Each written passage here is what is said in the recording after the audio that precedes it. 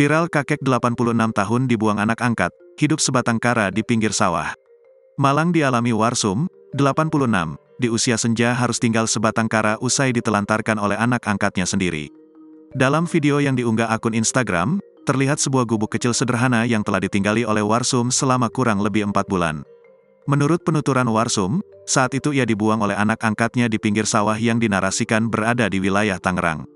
Warsum pun terpaksa tidur di pinggir sawah selama 3 hari, karena merasa iba akhirnya warga sekitar menolong dan memberikan tempat tinggal sementara berupa sebuah gubuk kecil untuk ditempati oleh kakek malang tersebut.